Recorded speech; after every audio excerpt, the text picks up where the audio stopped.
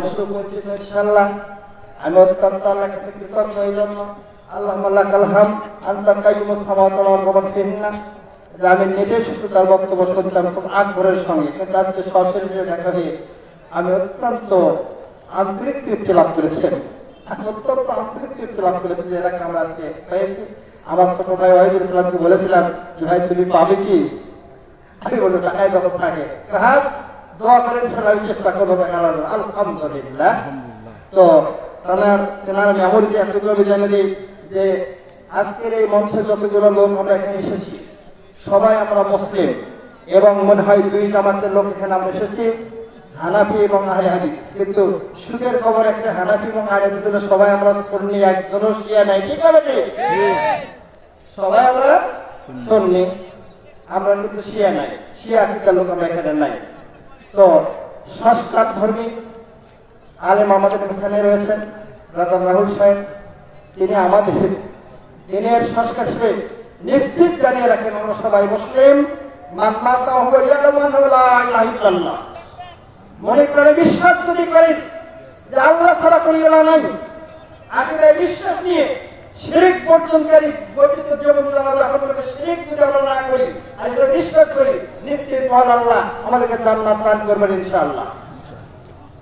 সেহেতু আমাদের দিনী সংস্কারের জন্য আমাদের বিভিন্ন আমল, বিভিন্ন আকিদা, এগুলো সংস্কারের জন্য, মুসলিম উম্মাহ সংস্কারের জন্য ব্রাদার রাহুল সাহেব যে ভাবে বক্তব্য রাখেন, আমরা আজও সেই কামনা করছি যাতে আমরা অত্যন্ত সুন্দরভাবে তার বক্তব্য শুনে আমরা আমাদের ঈমান এবং আমলের সংস্কার নিয়ে এখান থেকে বিদায় গ্রহণ করতে পারি, এবং তার জন্য দোয়া করি। কোরআন এবং সহিহ হাদিস থেকে আপনাদের সম্মুখে রাজার বক্তব্য রাখার জন্য আশা রাখছি এবং তাকে অনুরোধ জ্ঞাপন করছি। আল্লাহ পাক তাকে তৌফিক দান করুন। আল্লাহুম্মা আমিন।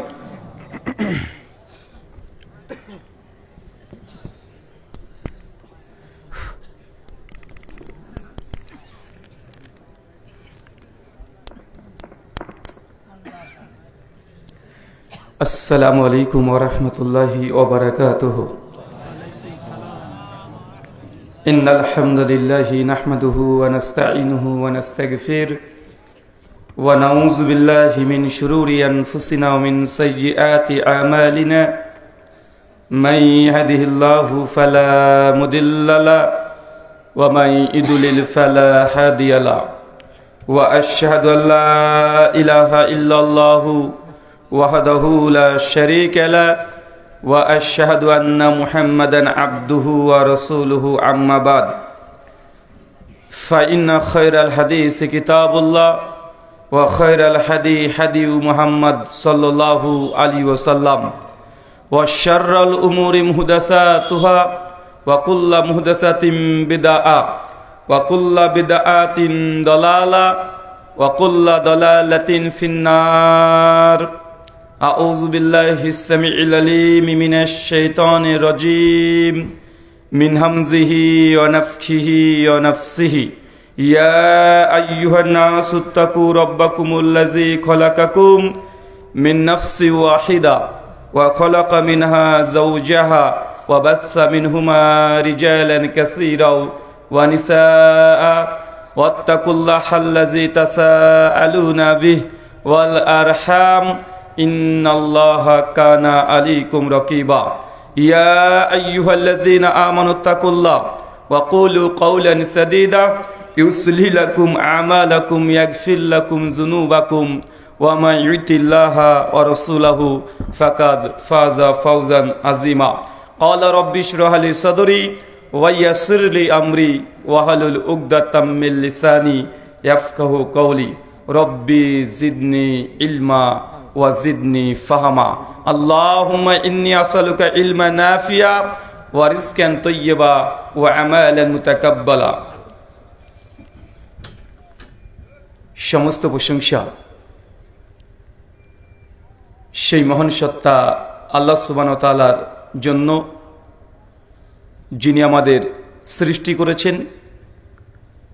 শুধু সৃষ্টি করেননি, এই পৃথিবীতে সহস্র কোটি মাখলুকাত সৃষ্টি করার পরেও যিনি আমাদের এই মানব জাতিকে সর্বশ্রেষ্ঠ জাতি, সর্বশ্রেষ্ঠ মাখলুকাত এবং সর্বশ্রেষ্ঠ নবী মুহাম্মদে আরবি সাল্লাল্লাহু আলাইহি ওয়াসাল্লামের উম্মত হিসেবে প্রেরণ করেছেন, সেই মহান সত্তা আল্লাহ সুবহানাহু ওয়া তাআলার সংক্ষিপ্ত শুকরিয়া সুজুদ আদায় করি। তার নিজেরই শেখানো ভাষা দিয়ে সকলে এক বাক্যে পড়ি আলহামদুলিল্লাহ। দাড়িগাছা সোহাগী পাড়া তালিমুল কোরআন মক্তবের উদ্যোগ এবং পরিচালনায় আজ ৮ম বার্ষিকী আজমুশান ইসলামী আলোচনা সভা তারিখ ৩১শে জানুয়ারি ২০২৫ জুমাবার। আজকের এই আলোচনা সভাটিকে সফল করার জন্য যারা সার্বিক দিক থেকে সাহায্য এবং সহযোগিতা করেছেন তাদের প্রত্যেকের নাম স্বতন্ত্রভাবে নিয়ে শুকরিয়া আদায় করা সম্ভব নয়। তারপরেও আজকের এই চলন্ত সভার সভাপতি সাহেব এবং সহ সভাপতি সাহেব, অতিথি এবং বিশেষ অতিথি সহ দূর দূরান্ত থেকে যেসব দিনী ভাই এবং বোনেরা আলোচনা শ্রবণের উদ্দেশ্যে একত্রিত হয়েছেন, পাশাপাশি যারা অর্থ, শ্রম, মেধা, অক্লান্ত পরিশ্রম, দোয়া এবং পরামর্শ দিয়ে এই আলোচনা সভা সফলের পেছনে সময় ব্যয় করেছেন, আল্লাহ সুবহানাহু ওয়া তাআলা তুমি তাদের প্রত্যেককে নেক নিয়াত এবং নেক আমলগুলোকে কবুল করে নাও। সকলে পড়ি আমিন। মহান সত্তা আল্লাহ সুবহানাহু ওয়া তাআলার কাছে দোয়া, এই প্রার্থনা, আল্লাহ সুবহানাহু ওয়া তাআলা আমরা মানুষ, আমরা কম বেশি ছোট বড় ভুল ত্রুটি বিচ্যুতি গুনাহ পাপ অন্যায় করে থাকি। আজকের এই আলোচনা সভার ওসিলায় আমাদের পেছনের ছোট ছোট গুনাহগুলোকে তুমি ক্ষমা করে দাও। সকলে পড়ি আমিন। সম্মানিত সুধী, বাদ মাগরিব থেকেই বিভিন্ন আলোচক তারা পবিত্র কোরআনুল কারীম এবং হাদিসে মুবারাকা থেকে অনেক গুরুত্বপূর্ণ আলোচনা আপনাদের সামনে পেশ করেছেন।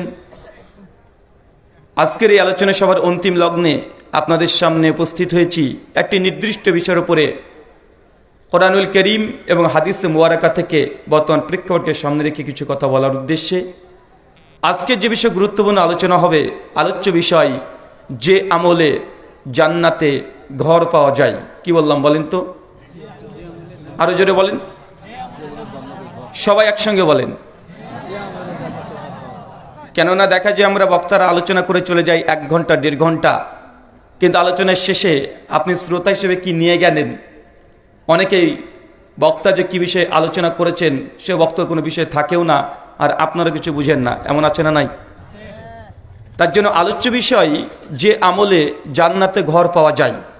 আলোচ্য বিষয় থেকে বোঝা যাচ্ছে যে আজকে এমন কিছু আমরা আমলের কথা শিখব, যেসব আমলগুলো, ইবাদতগুলো করলে আল্লাহ সুবহানাহু ওয়া তাআলা যখন মানুষকে জান্নাত দিয়ে দিবেন, জান্নাতের অনেকগুলো ক্রাইটেরিয়া আছে। তার মধ্যে এমন কিছু ইবাদতের কথা আছে যে ইবাদতগুলো করলে মানুষকে আল্লাহ সুবহানাহু ওয়া তাআলা আগে থেকে দুনিয়াতে আমলগুলো করবেন, কিন্তু অটোমেটিক আল্লাহ সুবহানাহু ওয়া তাআলা জান্নাতে আপনার জন্য একটা ঘরকে কনফার্ম করে দেবেন। এর আগে দেখা গিয়েছে ইসলামের ইতিহাসে, কোরআন এবং হাদিস ঘাটলে দেখা যায় মানুষ জীবন্ত দুনিয়াতে হাঁটাহাঁটি করে বেরিয়েছে, চলাচল করেছে, নবীর অনেক সাহাবী, কিন্তু তাদের আমল এত উঁচু মানের ছিল। আল্লাহ সুবহানাহু ওয়া তাআলা কোরআনুল কারীমে এবং মুহাম্মদ সাল্লাল্লাহু আলাইহি ওয়াসাল্লাম হাদিসের মধ্যে জানিয়ে দিয়েছে ওই ব্যক্তির জন্য আল্লাহ সুবহানাহু ওয়া তাআলা জান্নাতে অলরেডি আগে থেকে ঘর তৈরি করে দিয়েছেন। চলেন আলোচ্য বিষয়, যে আমলে জান্নাতে ঘর পাওয়া যায়। জামে তিরমিজি হাদিস না 2517, 3540 নম্বর হাদিস, সনদ হাসান। আল্লাহ নবী বলছেন যে প্রত্যেকটা মানুষকে, এই উম্মতের গড় বয়স হচ্ছে 60 থেকে 70। কত বছর বলেন তো? আল্লাহ সুবহানাহু ওয়া তাআলা আমাদের উম্মতের গড় বয়স নির্ধারণ করে দিয়েছে 60 থেকে 70 বছর উম্মতের গড় বয়স। কেউ একটু কম বাঁচতে পারে, কেউ একটু বেশি বাঁচতে পারে, কিন্তু অ্যাভারেজ 60 থেকে 70। বাংলাদেশের এবং আমাদের বাড়ির সাগির এই সাবকন্টিনেন্ট, ভারত, বাংলাদেশ, পাকিস্তান এবং আরব আমিরা যেগুলো আছে, প্রত্যেকটা মানুষের গড় আয়ু এখনো দেখা যায় যে প্রায় 70 বছর 3 মাস। তার মানে আল্লাহ নবীর এই কথাটা 1400 বছর আগে তিনি বললেও বর্তমান যুগের সঙ্গে 100% প্রমাণিত হচ্ছে কি হচ্ছে না? আগেকার মানুষ 900 950 বছর বেঁচেছে। সূরা আয়াত নাম্বার 25, নূহ আলাইহিস সালাম তার উম্মতের জন্য 950 বছর তিনি দাওয়াতের কাজ করেছে। একটা দুইটা দিন নয়, একদিন 2 দিন নয়, 3 দিন রাত মানুষকে আহ্বান করেছে রবের দিকে, আল্লাহর দিকে, যে তোমরা দুনিয়ার শিরক ছেড়ে দাও, শুধুমাত্র এক আল্লাহ সুবহানাহু ওয়া তাআলা তার ইবাদত করো। একটা দুইটা বছর নয়, 950 বছর তারপরে দেখা যায় সে নূহ নবীর উম্মাত, তার দাওয়াতকে আল্লাহ সুবহানাহু ওয়া তাআলার উলুহিয়াত, রুবুবিয়াত, আসমা সিফাত, তিনি যে রব, এটাকে তার উম্মত অস্বীকার করেছিল। তাফসীর কুরতুবী, তাফসীর তাবারী, ইবনে কাসির, যে কোনো তাফসীর উঠে দেখেন, ইয়াতের ব্যাখ্যা করতে সকল মুফাসসিররা একমত। নূহ আলাইহিস সালামের উম্মত সর্বোচ্চ 40 থেকে 50 জন, কেউ কেউ বলেছে 100 জন। 100 জন পার করেনি। দাওয়াত দিয়েছে কত বছর? 950 বছর। আমরা কয়দিন দাওয়াত দিয়েছি?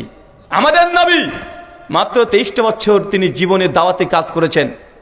তিনি যে সফল, 23টা বছর তিনি এমনভাবে দাওয়াতে কাজ করেছেন যে আরবের মতো জায়গাতে যারা জাহালাতের একদম নিম্ন স্তরে ছিল, এমনভাবে মদিনাকে সোনার মদিনা তৈরি করে দিয়েছে।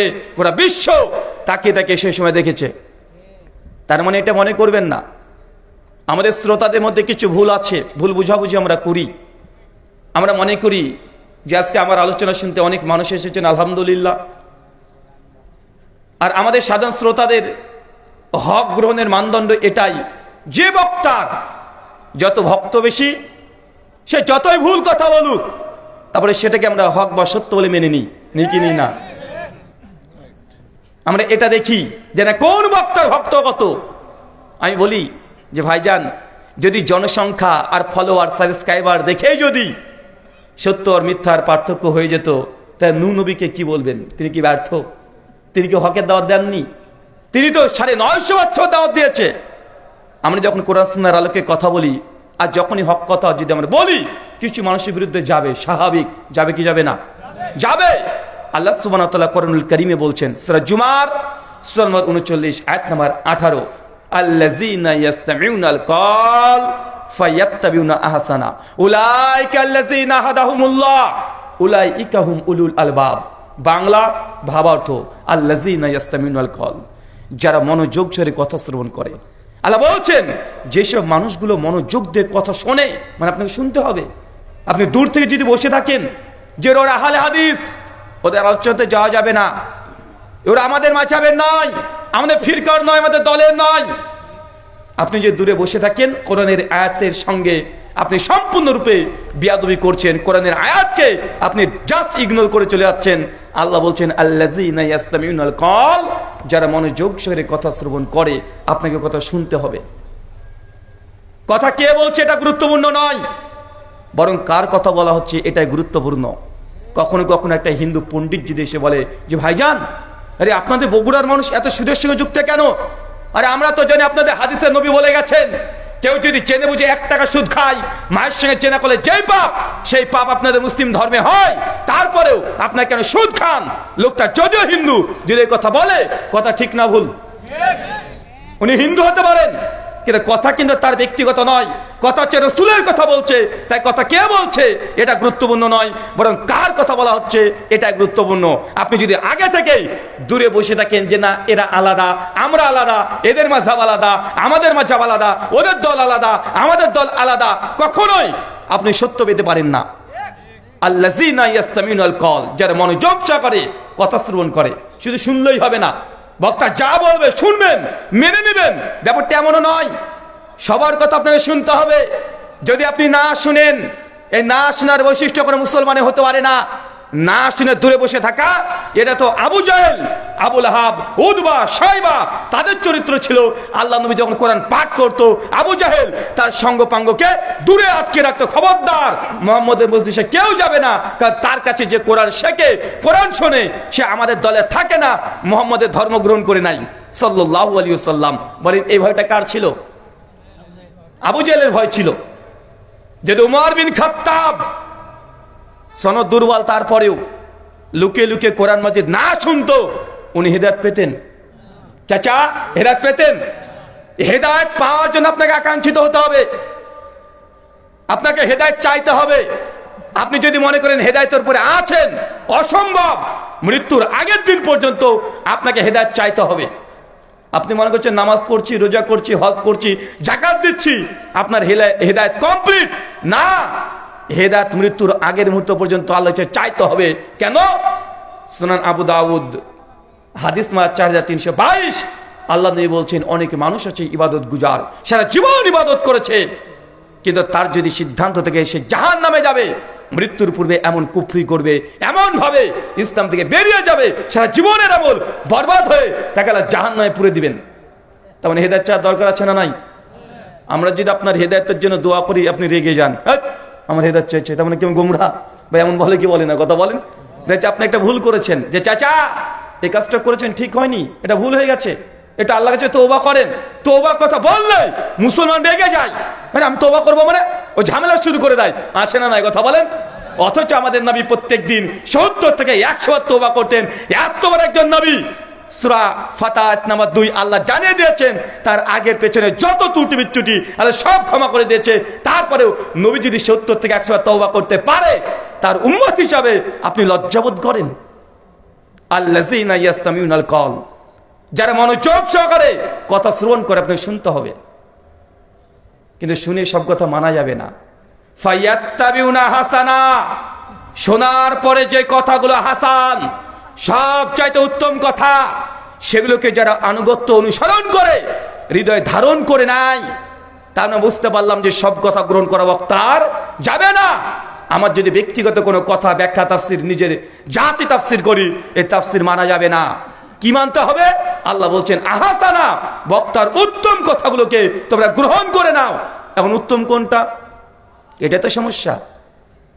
সব হুজুর তো বলছে আমরা এই হক, আমি বলবো আমি হক। আমাকে যদি বলেন যে ভাই আপনারা কি হক, আমি কি বলবো? হক বলবো না, যে হ্যাঁ আমরাই হক, আমরাই জান্নাতি। তো সাধারণ মানুষ তো বিপদে, যে এক এক হুজুর এক এক কথা বলে রে বাবা, এ হুজুর বলে এটা ঠিক, ওই হুজুর বলে এটা ঠিক। ভাই সমস্যা আছে না নাই? আছে।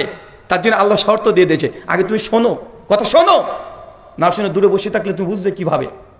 ফায়াত্তাবিউনা হাসানা, শোনার পরে বক্তার যে উত্তম কথা সেগুলো গ্রহণ করে নাও।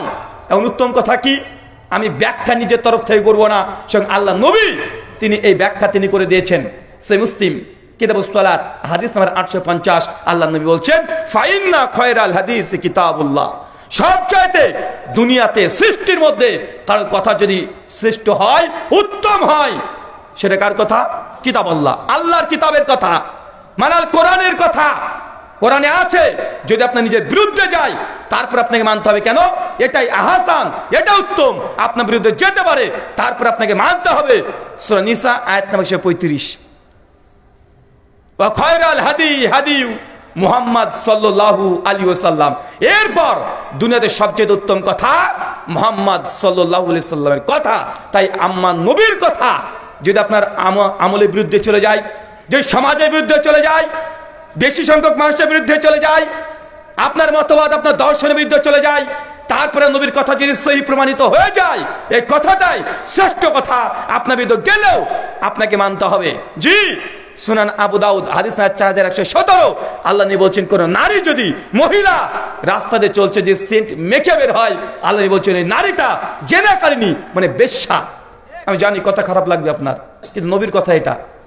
আল্লাহ ডাইরেক্ট বলছে, কোন মেয়ে যদি পারফিউম সেন্ট মেখে রাস্তায় বের হয়, তাহলে এই মেয়েটিকে আল্লাহ নবী বলেছেন বেশ্যা, জেনাকারিনী।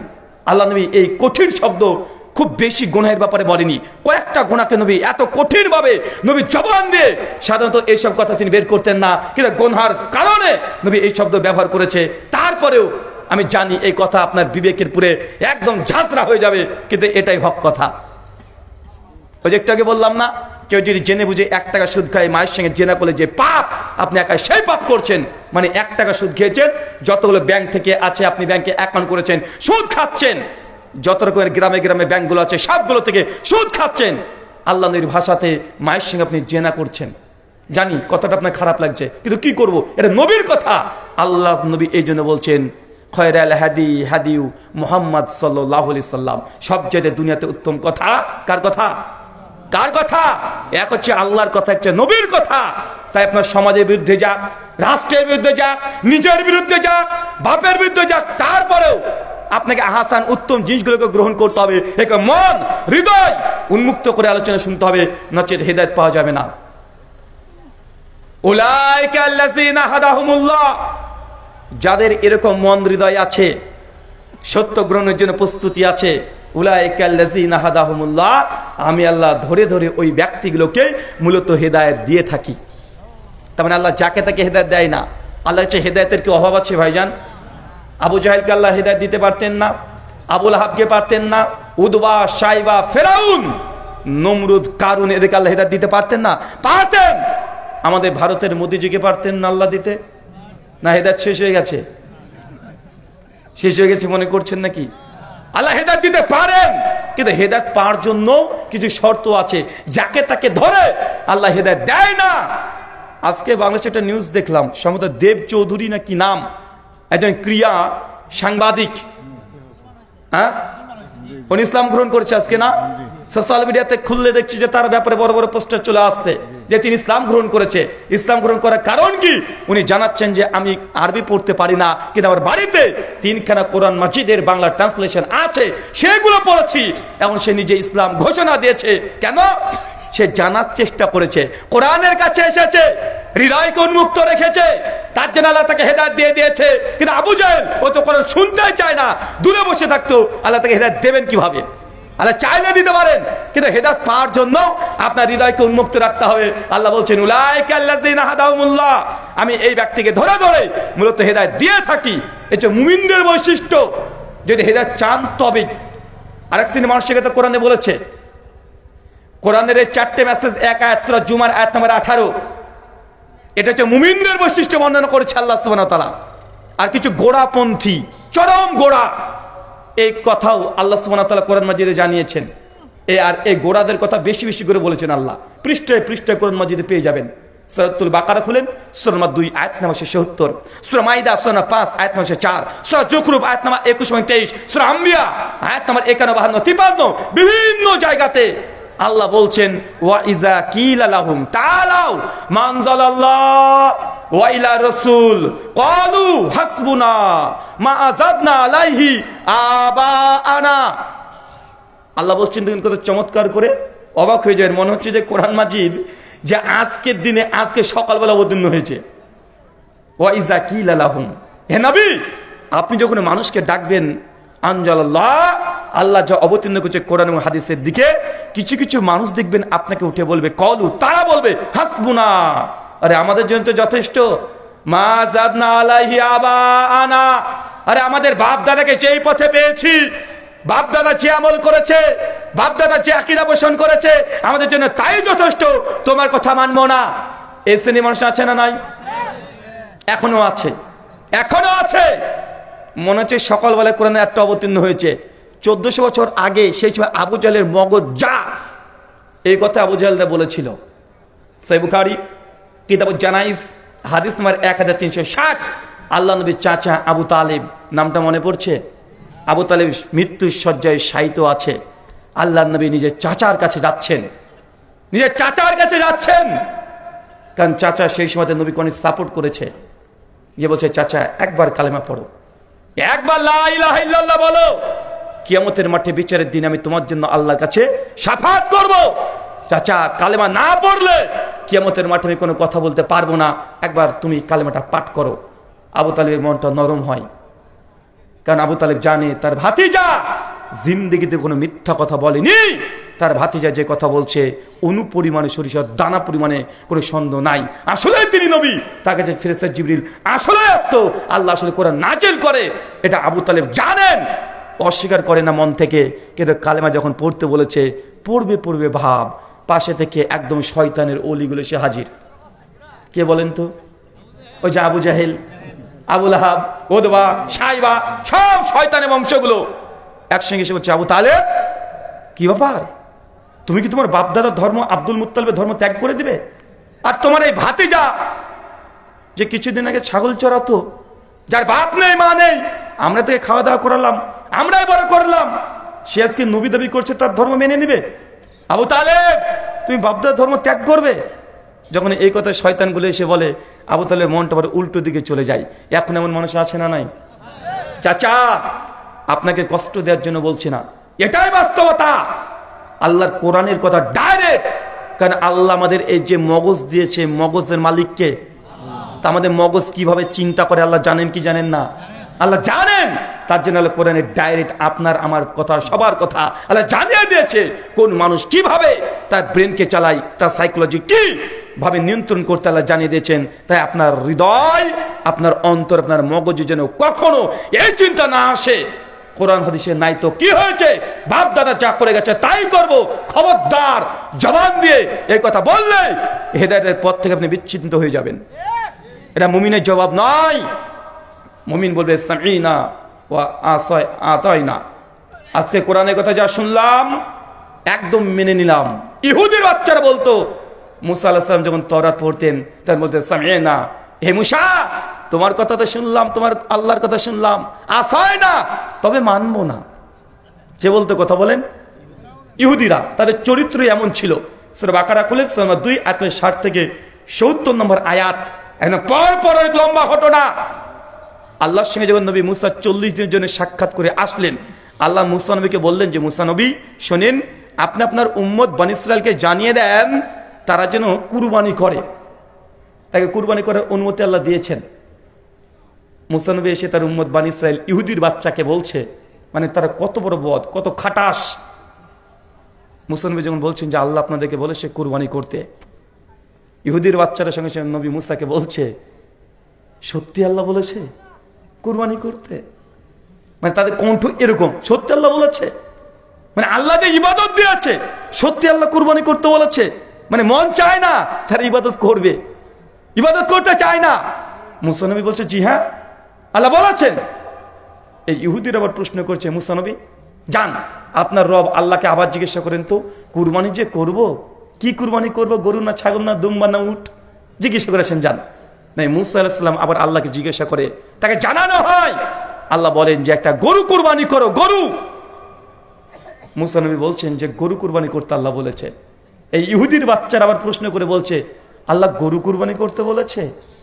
আচ্ছা যাও তো তোমার আল্লাহকে জিজ্ঞাসা করো, গরু যে জবাই করব, কুরবানি করব, গরুর রং কেমন হবে, কালো না সাদা না লাল কেমন হবে, যা আবার জিজ্ঞাসা করে এসো। দেখেন কত বড় বদমাস, ইবাদত করবে না, আল্লাহর বিধান মানবে না, তার জন্য নিজের যুক্তির পর যুক্তি, প্রশ্নের পর প্রশ্ন। আরে বেটা আল্লাহ ফরজ করেছে, আল্লাহ বলেছে মুমিন যারা হবে সঙ্গে সঙ্গে শোনার পরে মেনে নিবে। কিন্তু ইহুদিরা কি করেছে, প্রশ্নের পর প্রশ্ন, যেন ইবাদত না করতে হয়। মুসা নবী যখন এসে বলছেন যে আল্লাহ ধূসর বর্ণের গাভীকে কুরবানি করতে বলেছে, ইহুদির বাচ্চা আবার প্রশ্ন করছে হে মুসা যাও তোমার রব আল্লাহকে আবার জিজ্ঞাসা করো যে কেমন গরু জবাই করব, মোটা তাজা না পাতলা শুকটা। মানে একের পর এক প্রশ্ন। আমাদের সমাজে এমন আছে না নাই কথা বলেন? আমাদের সমাজেও আছে। বেটা বলছে নামাজ না পড়লে কি হবে, আমার ইমান ঠিক আছে। জি তোমার ইমান ইহুদির মতো আছে। ওরা এই কথাই বলতো, আরে আমরা তো আল্লাহকে মানি, ইহুদিদের দাবি এটা, আমরা আল্লাহকে তো মানি। ভাই ইহুদিরা কি আল্লাহকে অস্বীকার করতো না? যুখরুফ 9 এবং 87 নম্বর আয়াত আল্লাহ জানাচ্ছেন হে নবী যদি কুরাইশকে আপনি জিজ্ঞাসা করেন, তাদেরকে জিজ্ঞাসা করেন আসমান থেকে কে বৃষ্টি দেয়, এক কথা তারা আল্লাহর নাম স্বীকার করে নেবে। তারা আল্লাহকে বিশ্বাস করতো। আবু জাহেল আল্লাহকে অস্বীকার করতো? আবু জাহেল আল্লাহকে বিশ্বাস করতো। কেন মনে নাই? একদম কাবা শরীফে গ্লাভ ধরে আবু জাহেল কাঁদছে, হে কাবার রব যদি মোহাম্মদ সত্যের উপরে প্রতিষ্ঠিত হয় তাহলে কাবার মালিক তুমি তাকে বানিয়ে দাও, আর যদি আমি আবু জাহেল আবুল আহকাম যদি হকের উপরে থাকি তাহলে কাবার দায়িত্ব এবং আমাদের বিজয় আমাদের কাছে দিয়ে দাও। তো আবু জাহেল ও আল্লাহকে বিশ্বাস করতো কি করতো না? অনেকে বাঙালি শ্রোতা মনে করে আবু জাহেল মনে হয় আল্লাহকে বিশ্বাস করতো না। চাচা আবু জাহেল আল্লাহকে বিশ্বাস করতো, কিন্তু আল্লাহর সঙ্গে সঙ্গে আরো 300 নকল দেবদেবতাকে বিশ্বাস করত। পৃথিবীতে আল্লাহকে বিশ্বাস করে না এমন মানুষ খুঁজে পাওয়া মুশকিল। যারা আল্লাহকে বিশ্বাস করে না তারা নাস্তিক। নাস্তিকের সংখ্যা খুব বেশি না। হিন্দুরা আল্লাহকে বিশ্বাস করে না, হিন্দুরাও করে, তার নাম চেঞ্জ করেছে। আমরা আরবিতে বলছি আল্লাহ, আর ওরা বলছে ঈশ্বর, পরমাত্মা, ভগবান, এই নামগুলো তারা ব্যবহার করে। খ্রিস্টানরা বলে কি ইহোবা, এলোহিম, জেহোবা, এদোনাই, এল্লাই, Kyrios, Theos, Ho Theos, Greek, Hebrew এই ভাষাগুলো এগুলো ব্যবহার করে। ইংলিশ ট্রান্সলেশনে বাইবেল গড এগুলো ব্যবহার করে। পৃথিবীতে মানুষ যে ঈশ্বরে বিশ্বাস করে না ব্যাপার তেমন নয়, বরং প্রত্যেকে মানুষ ঈশ্বর বলা আল্লাহ সুবহানাহু ওয়া তাআলাকে বিশ্বাস করে। নামে শুধু কিছু পরিবর্তন ঘটিয়েছে, তারপরেও আলহামদুলিল্লাহ আল্লাহ নামটা পৃথিবীর বিভিন্ন ধর্মগ্রন্থে এখনো পাওয়া যায়। আপনি যদি বিশ্বাস না করেন আমরা এমন আল্লাহকে বিশ্বাস করি, এই আল্লাহর নামটাও পৃথিবীর বিভিন্ন ধর্মগ্রন্থে আছে। এখনই বসে আপনি আমার এই কথাগুলো, তথ্যগুলোকে যাচাই করতে পারেন। মোবাইলটা নেন, প্লে স্টোরে চলে যান, লিখেন Arabic Bible, Arabic Bible play store থেকে ডাউনলোড করেন। বাইবেলের প্রথম পৃষ্ঠা, বুক অফ জেনেসিস, যেটা পাইদাইশের কিতাব, প্রথম পৃষ্ঠাতে 17 বার আল্লাহর নাম আছে, ডাইরেক্ট 17 বার। চিন্তা করতে পারছেন? এখন আপনি চেক করতে পারবেন। ধোকা দেওয়ার যুগ আর নাই, এখন টেকনোলজি অনেক উন্নত হয়ে গেছে। হয়েছে কি হয় নাই? আমার কথা, এখন আপনি এখানে গুগল মামু আছে না, গুগলকে জিজ্ঞেস করলে বেটা বলে দিবে। হচ্ছে এটা ভয়ঙ্কর চ্যাট জিপিটি, ও ডাইরেক্ট তথ্য, ডকুমেন্ট সহ তথ্য দেয় কি দেয় না? দেয়। তাই এখন যে মানুষকে যে ওই সোনা ভানুর গল্প বলবেন, ইউসুফ জুলেখার প্রেমের কাহিনী বলবেন, একসময় তো চলেছে বেলালের জারি, এখানে চলে না। কেন? কেন এগুলো জাল। মানুষ এগুলো বুঝে নিয়েছে। বুঝেছে কি বুঝে নাই? বুঝে নিয়েছে। তাই মানুষের চোখে ধুলা দিয়ে বক্তব্য দেওয়ার যুগ আর নাই। আমি হিন্দু ধর্মগ্রন্থ পড়াশোনা করেছি। হিন্দুদের ধর্মে আল্লাহ শব্দটা পাওয়া যায়, একটু আলাদাভাবে পাওয়া যায়। ঋগ্বেদ মন্ডল 1 সূক্ত 164 মন্ত্র 46 পরিষ্কারভাবে ভগবান বলছেন, ইক্কাম সাদ্বিপ্রাবাহুদা বাদান্তি। শোনো, ঈশ্বর একজন। কিন্তু সেই ঈশ্বরকে যারা জ্ঞানী ব্যক্তি, আলেম ব্যক্তি, পণ্ডিত, তারা অনেকগুলো নামে নামে ডেকে থাকেন। হিন্দু ধর্ম কিন্তু একথা বলে না যে ঈশ্বর অনেকজন। কি বলছে? ঈশ্বর একজন, কিন্তু ঈশ্বরের নাম জ্ঞানী ব্যক্তিরা অনেক নামে ডেকে থাকেন। ভাই, এই মন্ত্রের সঙ্গে একমত কি একমত না? হ্যাঁ, আমরা তো একই কথা বলি। আল্লাহর আসমাউল হুসনা, আল্লাহর 99টা নাম আছে। তো আল্লাহ কয়জন? কুল হুয়াল্লাহু আহাদ। বলো তিনি আল্লাহ এক এবং অদ্বিতীয়। আল্লাহ একজন, কিন্তু আল্লাহ 99-এর চাইতেও বেশি নাম আছে না নাই? হিন্দু ধর্মের সনাতন শাস্ত্র এটাই শিক্ষা। কিন্তু তার 33 কোটি দেব দেবতা পুজো করছে, করে কি করে না? কেন বলেন তো? কারণ তাদের মধ্যে শাস্ত্র জ্ঞান পড়া অভ্যাস নেই। যে মুসলমানরাও অনেকেই আছে কোরআন মাজিদকে পড়ে না। পড়ে কখন? মানুষ মারা গেলে তখন। আছে না নাই? মানে কোরআন মাজিদ পড়ে তারা কখন পড়ে? বাপ মারা গেছে, মা মারা গেছে, উঁচু টুপি পরা হুজুরকে ডেকে আনবে 30 জন, এক পারা করে 30 পারা মরা মানুষের সামনে বসে বসে পড়তে শুরু করে দেয়। এরকম দেখা যায় কি যায় না? আচ্ছা চাচা বলেন তো, এই যে কোরআন মাজিদ যে আপনি পড়ছেন, আপনার বাপ মারা গেছে বা কোন একজন মানুষ মারা গেছে, আর ওর মাথার কাছে আপনি কোরআন মাজিদ পড়ছেন, কি পড়ছেন? কোরআন মাজিদ পড়ছেন। আর কোরআন মাজিদ ধরেন পড়ছে ওই হাফেজ সাহেব সূরা বনী ইসরাঈল 17 আয়াত 32, ইয়া আইয়ুহাল্লাযিনা আমানু লা তাকরাবুজ জিনা। বাংলা মানে, হে বিশ্বাসীগণ, তোমরা জেনার ধারের কাছে যেও না। মরা মানুষ যখন জেনা করবে, তোর সামনে পড়ে লাভ কি হলো? বলেন কি লাভ হলো? ও যদি জীবিত থাকা অবস্থায় পড়তো, শুনতো, অনুবাদ বুঝতো, ভয় জেনার কাছে যেত না। যুবকদের কাছে এখন বলে গেলাম আয়াত লা তাকরাবুজ জিনা, তোমরা জেনার ধারে কাছে যেও না। মানে 14 ফেব্রুয়ারিতে, তার আগে 10 ফেব্রুয়ারি থেকে 17 ফেব্রুয়ারি পর্যন্ত তোমার নিজের ছোট বোন, বড় বোন বাড়ি থেকে এক ধাপ বাইরে বের করতে দেবে না। এই আয়াতের উপরে আমল, তার ধারের কাছে যাবে না। 14 ফেব্রুয়ারি শুধু 14 ফেব্রুয়ারি না, তার আগেও যাবে না, পরেও যাবে না। এই যে না তাকরাবুজ জিনা, বর্তমান যদি আধুনিকভাবে এই দৃশ্যকে দেখে অনুবাদ করতে হয়, এর ব্যাখ্যায় এমনটাই দাঁড়াবে। শুধু 14 ফেব্রুয়ারি নয়, তার 2 দিন আগে থেকে স্টপ করে দিবেন। কথা বুঝতে পারলেন না? আপনাকে এই আয়াত এখন বললাম, আপনি আমল করবেন, তার বিনিময়ে আল্লাহ সন্তুষ্টি হবে, আল্লাহ আপনার জন্য জান্নাত দিবে। কিন্তু মরা মানুষের কাছে গিয়ে পড়ছে, কি পড়ছে? আবার সূরা মাইদা 5:90, ইয়া আইয়ুহাল্লাযিনা আমানু ইন্নামাল খামরু ওয়াল মাইসির ওয়া আনসাবু ওয়া আজলাম। বাংলা মানে, হে বিশ্বাসীগণ, তোদের জন্য আমি একদম মদকে, মূর্তি পূজা, জুয়া এবং ভাগ্য নির্ণয় এগুলোকে সব হারাম করে দিলাম। মরা মানুষ মদ খাবে না ও জুয়া খেলবে? না ও পুজো করতে যাবে? কি করবে বলেন? কিন্তু ওর সামনে পড়ে কি ফায়দা হলো? কি হলো? আরে এই আয়াত তো এই তাজা মানুষ যারা আছে, আজকে পড়ে আজকে আপনাকে অনুবাদ করে শোনাবো। আজকে শুনবেন যে জুয়া খেলা নিষিদ্ধ, হারাম। যুবক যারা আছে, পাবজি, ফ্রি ফায়ার, যার টাকা বাজি ধরছে, সবগুলো হারাম। এই যে আয়াতের ব্যাখ্যা অনুবাদ শুনে আপনাকে আমল করতে হবে। এটা হচ্ছে কোরআনের কাজ। কিন্তু মরা মানুষের কাছে শুনছে। জি, ব্রাজিল আর্জেন্টিনা খুব লাফালাফি, একদম বাড়ির উপরে পতাকা লাগিয়ে রেখেছে। ব্রাজিল আর আর্জেন্টিনা, ওই বগুড়া শহরের একদম শহরের ওই সাইডে একটা বাড়ির কালার আছে আর্জেন্টিনার পতাকা। কত বড় আল্লাহর ওলি দেখেছেন, আছে না নাই কথা বলেন? ব্রাজিলের, আরে ভাই শুধু পতাকা না, মানে গোটা বাড়ির রং করেছে আর্জেন্টিনার পতাকা চিহ্ন দিয়ে। বাংলাদেশের পতাকা নাই, আর্জেন্টিনা। আমি ওই যুবকদেরকে বলেছিলাম, তুমি ব্রাজিল আর্জেন্টিনার এত ভক্ত, তুমি আজকে তোমাদের বাংলাদেশের এমবেসি আছে, পাসপোর্ট নিয়ে গিয়ে হাতে করে ব্রাজিল বা এই আর্জেন্টিনা যদি ভিসা চাও, যে ভিসা নিতে যাও, যে তার দেশে তুমি যাবে, তোমার নামের আগে যদি মোহাম্মদ দেখে আর ছবিতে যদি দাড়ি রাখে, তোমার পেছনে লাথি মেরে এমবেসি দিয়ে বের করে দিবে। তোমাকে মূল্যায়নই করে না, তোমার দামই নেই। যারা ব্রাজিল আর্জেন্টিনা যারা আছে, তা তোমাকে এত ঘৃণা করে, মুসলমান হলেই তোমাকে ভিসা দিবে না, যে তুমি ব্রাজিল আর্জেন্টিনা পতাকা নিয়ে তুমি লাফালাফি করছো, আছে না নাই? চাচা, আপনি তো আগে দেখতেন যে জুয়া মানে কি, ওই বাঁশ বাগানে গিয়ে পাশা খেলা, এটা দেখতেন না? কিন্তু আধুনিক যুগ, টেকনোলজি এখন অনেক উন্নত হয়ে গেছে, এখন জুয়া খেলার জন্য বাঁশ বাগানে যেতে হয় না, ঘরের মধ্যে বসে আপনার ছেলে দেখবেন মোবাইলটাকে হাতে নিয়েছে, কানে একটা হেডফোন নিয়ে এইভাবে কি কি টিপছে, আর মার মার মার মার ধর, মার মার মার, এরকম করে না? ও এখন কি খেলছে? ও পাবজি খেলছে, ফ্রি ফায়ার। তার মানে ও যার সঙ্গে খেলছে দেখেছে ও ইন্ডিয়াতে আছে বা কানাডায় আছে, তার সঙ্গে এখন অনলাইনে খেলছে, আর সঙ্গে সঙ্গে জুয়া ধরে বসে আছে।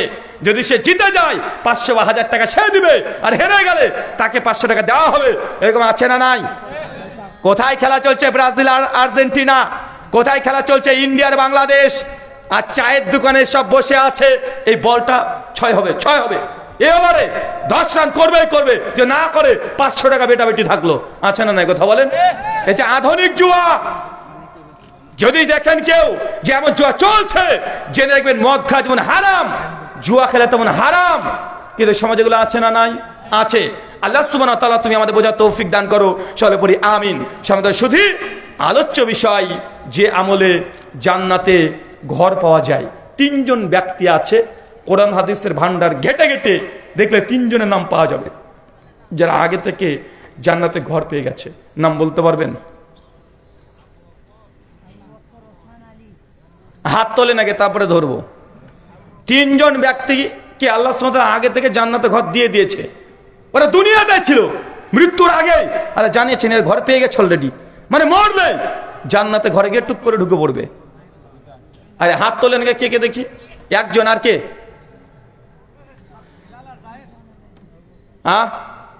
ওই আরে বাবাকে হাত তোলেন দেখি নিয়ে কত পার্সেন্ট আছেন? 1 2 3, মাশাআল্লাহ। আর 4, চাচা আছে পেছনে, মাশাআল্লাহ। চাচা ওঠেন, ইয়াংদের পরে হবে চাচাদের। চাচা বয়স কত? হ্যাঁ 64, 64, মা 65, মানে 65। 3 জনের নাম বলতে পারবেন? কোথায় শুনেছেন? কার মজলিসে? মাশাআল্লাহ। আবার ইন্টারনেট থেকে বা কোনো বক্তব্যে আমি প্রশ্ন করেছি, সেখান থেকে শুনেননি তো আবার? ঠিক তো একদম, টুকলি নেই তো? আচ্ছা ঠিক আছে, বলেন। 1 মাশাআল্লাহ, 1 আবু বকর। 2 ওমর বিন খাত্তাব। 3 বেলাল। মাশাআল্লাহ। চাচা দাঁড়িয়ে থাকেন, বসবেন না। আচ্ছা, আর সবচেয়ে ছোট কে আছে? উনি সবচেয়ে বড়, আপনি ছোট। আপনি এর আগে শুনেছেন? হাত নামান, দেখেছেন? আপনি শুনেছেন এর আগে? শুনেননি তো? টুকলি না তো? 2 নম্বরে 3 নম্বরে নাই? আচ্ছা দাঁড়ান, চাচা যা উত্তর দিয়েছে ঠিক না ভুল আগে বলেন। ঠিক বলেছে একদম, মাশাআল্লাহ। আপনি দাঁড়িয়ে থাকেন পেছনে, লুঙ্গি পরা, বিয়ে করেছো? হ্যাঁ, বয়স কত? কত? 25। আরে একটু আগে এসো, ক্যামেরাম্যান ওর দিকে ক্যামেরা করো। বিয়ে করেনি, পাত্রী যা লিখে দিবে। আচ্ছা, ইনারা 2 জন যে বলেছে চাচা, আরে ভাইজান 3 জন নাম বলেছে, ঠিক বলেছে না ভুল? ভুল বলেছে। কিভাবে জানলে? কোথায় শুনেছো? ইউটিউবে? কার কাছ থেকে? হ্যাঁ, আমার কাছ থেকে। এখান থেকে বসো। মানে আমার ইউটিউবে হয়তো কোনো যে প্রশ্ন করছো ওখানে শুনেছে, তো তুমি তো আগে থেকে প্রশ্ন আউট হয়ে গেছে না, তুমি বসো, ওকে দেওয়া যাবে, বসে পড়ো। আচ্ছা আর কেউ আছে চাচা? আমি চাচাদেরকে চাইছি 50-60 বছর যাদের বয়স হয়ে গেছে, 3 জন ব্যক্তি জান্নাতে ঘর পেয়ে গেছে, বলতে পারবেন কেউ? আচ্ছা কেউ যদি বলতে পারেন 3 জনের নাম একসঙ্গে 300 টাকা দেবো। হ্যাঁ দেখি মোর হয় কিনা, ট্রাই করেন। চাচাতে বলেছে মাশাআল্লাহ, ভাইজানও বলেছে, কেউ পারবেন না? কি ব্যাপার আপনাদের অবস্থা এরকম কেন? আর 300 টাকা 4 টাকা নিয়ে ব্যাপার নাকি রে ভাই? 1 ঘন্টা আলোচনা শুনে যে 300 টাকা লাভ করতে পারেন, বউকে গিয়ে বলবেন যে তুমি সবসময় পাগল বলো, কিছু জানি না, দেখো হুজুর আজকে 300 টাকা জিতে এসেছি, কে বলতে পারবেন না? কয়জন বললাম? 3 জন। আচ্ছা ওই ছেলেটাকে যেতে হবে, ওই যে লুঙ্গি পরা, বিয়ে হয়নি, মিসকিন, গরিব। হ্যাঁ গরিব না, গরিব মিসকিন, বিয়ে করে নিজে, যে বিয়ে করে নি সে গরিব। হ্যাঁ সাংসারিক দিক থেকে গরিব কে বলছে চাচা? না ওটা নয়, শুকরান। আল্লাহ সুবহানাহু ওয়া তাআলা পরিবারে রিজিকে ভরপুর করে দিক, আমিন। বলতে পারবে তো? যদি ভুল বলো হ্যাঁ ঠিক করে দেবো, আর যদি ঠিক বলে দাও তাই 300 টাকা। হ্যাঁ আচ্ছা যাও, তোমার চান্স দিলাম। তারপরেও 1 খাদিজাতুল কুবরা, 2 আসিয়া, 3 ওমর ইবনুল খাত্তাব। চাচা ঠিক বলেছে নাতনি আপনার? সুমায়ের নামই বলেনি, বেলালের নামই বলেনি। হ্যাঁ ভাইজান কি বলছেন? পাশাপাশি আছেন, ঠিক বলেছে?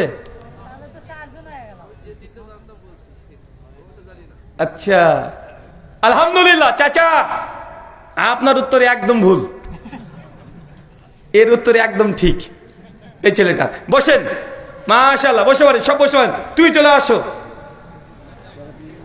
না, ও শুনেছে, শুনে রেখে মুখস্থ রেখেছে, বক্তব্য যে শুনে মুখস্থ রেখেছে, এই জন্য তাকে দেওয়ার দরকার আছে না নাই? হ্যাঁ মানে আপনারা যদি শুনতেন, যদি ভুলে যান, কেন বক্তব্য শুনে যে মনে রেখেছে এতদিন পর্যন্ত, তো ভালো জিনিস না এটা? জি শুকরান।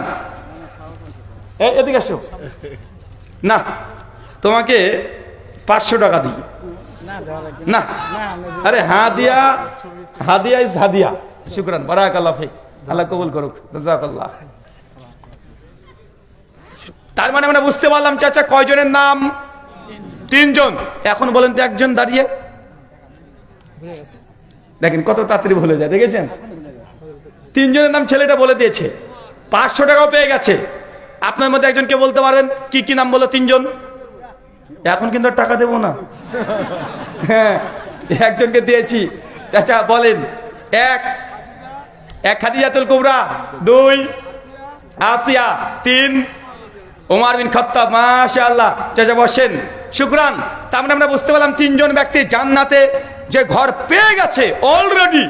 অবশ্যই আবু বকর জান্নাতি, অবশ্যই ওসমান জান্নাতি, আলী জান্নাতি, আহলে বাইতের ফাতেমা রাদিয়াল্লাহু আনহা জান্নাতি, হাসান হুসাইন আশরে মুবাশশারা, বদরের সাহাবী সবগুলো জান্নাতি। উহুদের 70 জন শহীদ হয়েছে, তারাও জান্নাতি।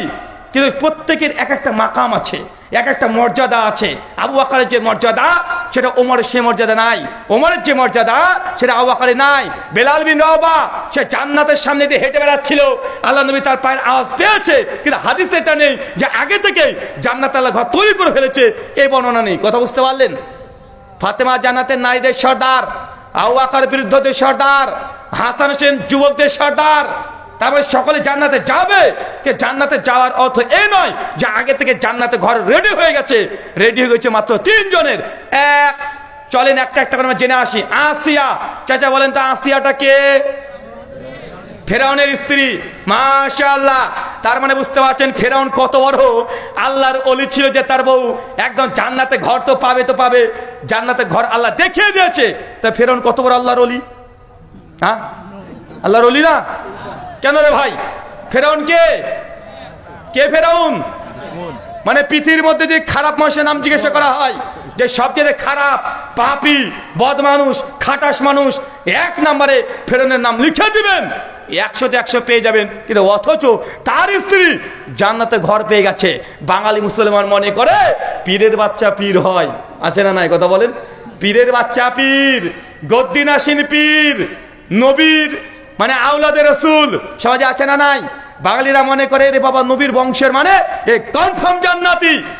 একজন তো নবী এসেছিলেন, সে নবীর সন্তান মানে আওলাদের রাসূল, ডাইরেক্ট জাহান্নামে যাবে। সে নবীর নাম কি?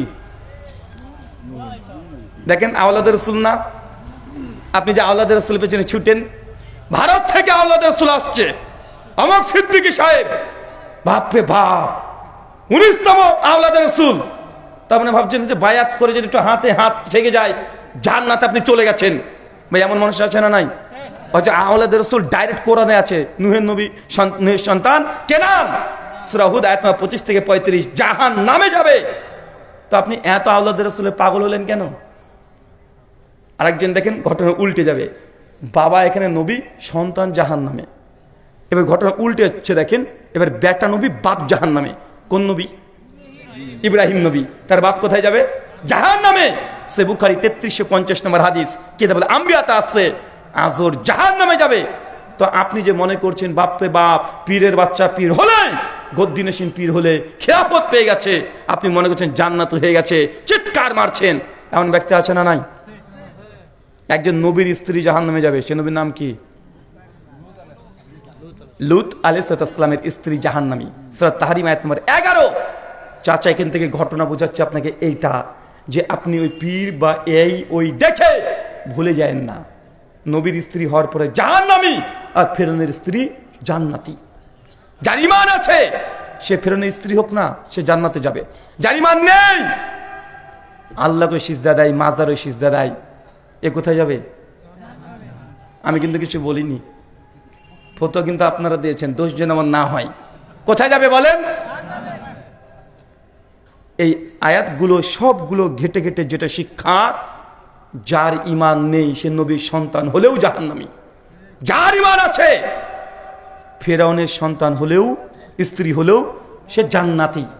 আসিয়া ফেরাউনের স্ত্রী, মুসনাদে আবি আলা হাদিস 6411 সনদ হাসান। আল্লাহ বলছেন আসিয়া যখন নবী মুসা দ্বীন ইসলাম গ্রহণ করে নিল, সেই সময় ফেরাউন যখন জানতে পারলো তার স্ত্রী নবী মুসা দ্বীন গ্রহণ করে নিয়েছে, সঙ্গে সঙ্গে আসিয়াকে ফেরাউন নিজের স্ত্রীকে জেলখানে বন্দি রেখেছে। প্রতিদিন সকাল আর সন্ধ্যাবেলায় 100-200 করে বেত্রাঘাত দিয়ে আঘাত করতো। আসিয়া চিৎকার মেরে আল্লাহ কিছু বলতেন, আল্লাহ দুনিয়াতে ফেরাউনের অট্টালিকার দরকার নেই, এর আশপাশার দরকার নেই, তোমার কাছে জান্নাত একটা ঘরের কাঙাল, আল্লাহ তুমি জান্নাতে আমাকে একটা ঘর দিও। আল্লাহ নবী 1400 বছর পরে এসে কোরআনের সূরা তাহরিমের 11 নম্বর আয়াতে জানাচ্ছেন আসিয়ার সেই দোয়া আল্লাহ সেই দিন কবুল করেছে। আসিয়ার মৃত্যুর সময় তার চোখের সামনে ফেরেশতারা জান্নাতে কোন ঘরটা পাবে সেটা এক ঝলক দেখিয়েও দিয়েছে। চাচা হ্যাঁ চাচা ঠিক বলেছে, মাশাআল্লাহ, ঠিক আছে সমস্যা নেই। তার মানে আমরা বুঝতে পারলাম আসিয়া জান্নাতে ঘর পেয়ে গেছে। বলবে কেন ঘর পেয়েছে? কি এমন ইবাদত? কোন ইবাদত? সবর, ধৈর্য। কি বলেন? ধৈর্য। ফিরাউনের মতো ব্যক্তি, দুনিয়ার শ্রেষ্ঠ নিকৃষ্ট ব্যক্তির জীবন সঙ্গে সংসার করেছে, এরকম মেয়ের হতে পারে? কথা বলেন মায়েরা, আপনার স্বামীকে ফিরাউনের চাইতেও খারাপ, এত স্বামীর প্রতি অভিযোগ করেন আপনি। আপনার স্বামী কি প্রতিদিন আপনাকে 100 করে বেত্রাঘাত মারে সকাল বিকাল? কটা কথা বলে আপনাকে? কি বলেছে? আপনি বারবার আপনি একই কথা বলেন, তোমার সংসারে থাকবো না, বাপের বাড়ি চলে গেলাম, আছে না নাই? কথা বলেন, কমন ডায়লগ। আরে আমি বলেই তোমার সঙ্গে সংসার করে গেলাম, অন্য কোনো মেয়ে হলে জীবনে তোমার সংসারে ভাত খেত না, বলে কি বলে না? একজন এই সঙ্গে প্রশ্ন লিখে দিয়েছে যে রুহুল আমিন ভাই, আমার স্ত্রী মাসে 2-3 বার করে বলে, কি বলে? তোমার মতো লোকের সঙ্গে জীবনে কোনো মেয়ে সংসার করতে পারবে না, আমি বলে করে গেলাম, এখন এই বউকে কি রাখা যাবে? তালাক দেব? আর ভাল লাগে না।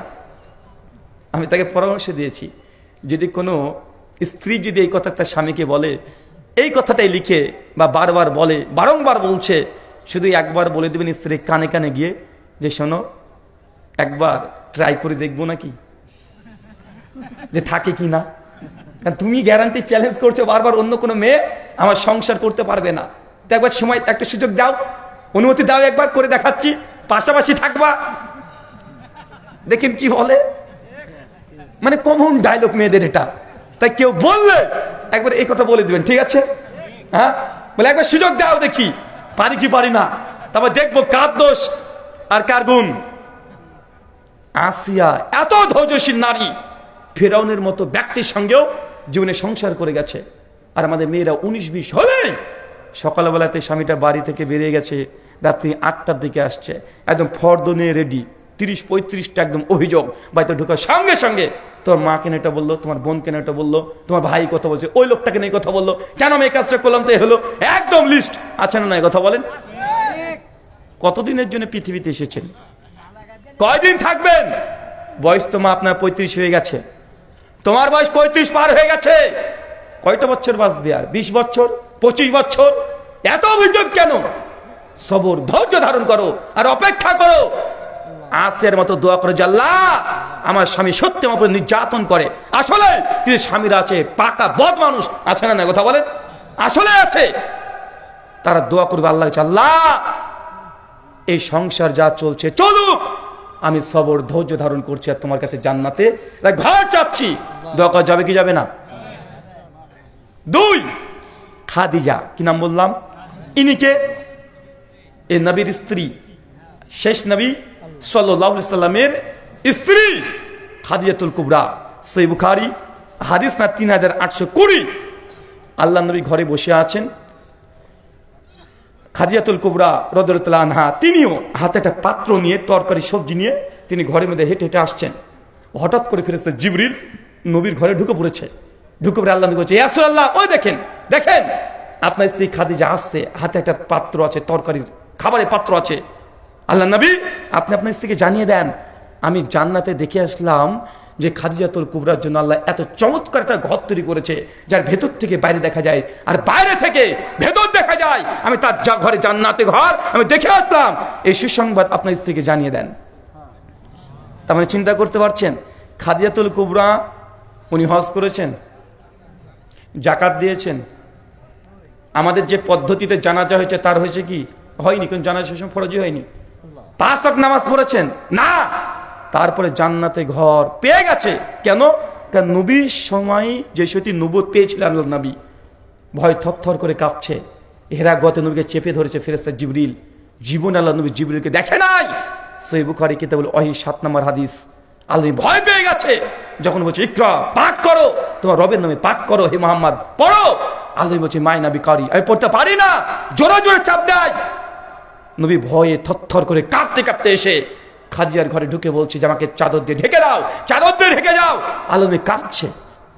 আম্মা খাদিজা সেই সময় আল্লাহ নবীকে নিয়ে কত মানসিক যে সাপোর্ট দিয়েছে, আল্লাহ নবী তিনি মানে কনফিউজ, কি হলো আমার সঙ্গে, কি ঘটলো এটা, তিনি বুঝতে পারছেন না কি ঘটে গেছে। আমাদের বলছে যে আপনার সঙ্গে আল্লাহ কখনো খারাপ কিছু করতে পারে না, আপনি আত্মীয় সম্পর্ক রক্ষা করেন, গরিব দুস্থ মানুষের সহযোগিতা করেন।